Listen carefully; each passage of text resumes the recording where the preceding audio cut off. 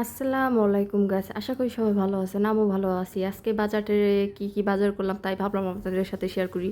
এই তো নদী টাটকা মাছ। এখানে কিছু সবজি কেনাকাটা করলাম, যেমন টমেটো, আলু, পটল, বেগুন, ধুন্দুল, শসা ইত্যাদি। এই তো মাছটা। আর আজকের বাজারটা কেমন হয়েছে প্লিজ সবাই জানাবেন। আর এই তো মাছ কেটে ধুয়ে রেখে দিলাম, এখন আমি রান্না করব। আমি সবসময় চেষ্টা করি ঘরোয়াভাবে রান্না করার জন্য। আর এখানে কড়াই বসিয়ে দিলাম, কড়াই বসানোর পরে তেল দিয়ে দিলাম, তেলটা গরম হওয়ার পরে মাছ দিয়ে দিলাম, মাছটা ভেজে নিব। আর এই মাছটা আমি হলুদের গুঁড়ি দিয়ে লবণ দিয়ে একটু মাখিয়ে নিছি। এই তো মাছটা আমি ভেজে নিব, ভেজে নেওয়ার পরে আমি রান্না করব। আর এখানে আমি সবজি দিয়ে রান্না করব। আর আমার রান্নাগুলি কার কার কাছে দেখতে ভালো লাগে একবার হলো সবাই জানিয়ে যাবেন। আর লাইক কমেন্ট শেয়ার করে যাবেন, পেজটাকে ফলো দিয়ে রাখবেন। এই তো মাছটা আমি উল্টে পাল্টে একটু ভেজে নিলাম, ভেজে নেওয়ার পরে আহ, মাছটা আমি তুলে নিব। তুলে নেওয়ার পরে এখানে আমি পেঁয়াজ মরিচ কুচিটাও দিয়ে দিব।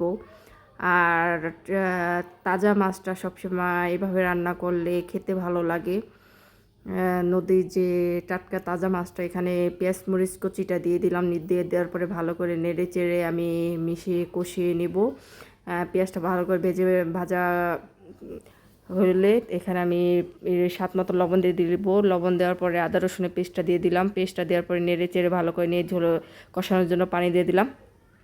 পানিটা দেওয়ার পরে এখানে আমি হলুদের গুঁড়িটা দিয়ে দিলাম। হলুদের গুঁড়িটা দেওয়ার পরে ভালো করে আমি মিশিয়ে কষিয়ে নেব। কষানো হয়ে গেলে কেটে ধুয়ে রাখা সবজিটা দিয়ে দেব।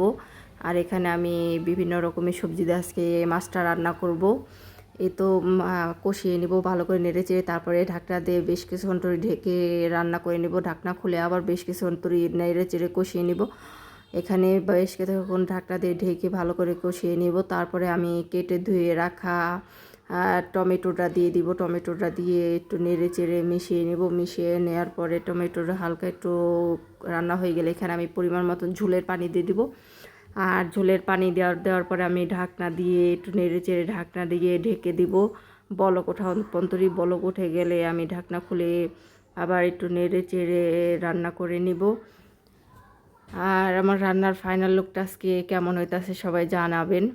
এই তো আমি আর ভেজে রাখা মাছটা দিয়ে দিলাম। মাছটা দেওয়ার পরে নেড়ে চেড়ে আমি একটু মিশিয়ে নিব। মেশানো হয়ে গেলে বেশ কিছুক্ষণ ধরে আমি ঝোলটা কমিয়ে নিব। রান্না করে এখানে আমি কেটে ধুয়ে রাখা ধনিয়া পাতাটা দিয়ে দিলাম। দিয়ে দেওয়ার পরে আর বেশ কিছুক্ষণ ধরে রান্না করার পরে আমি রান্নাটা নামিয়ে নিব, তরকারিটা। আর আমার রান্নাটা কেমন হয়েছে প্লিজ সবাই জানিয়ে যাবেন। আর একবার হলো এইভাবে রান্না করে দেখবেন। হ্যাঁ, এই তো আমার রান্নার ফাইনাল লুক। আর পুরো ভিডিওটি দেখার জন্য ধন্যবাদ।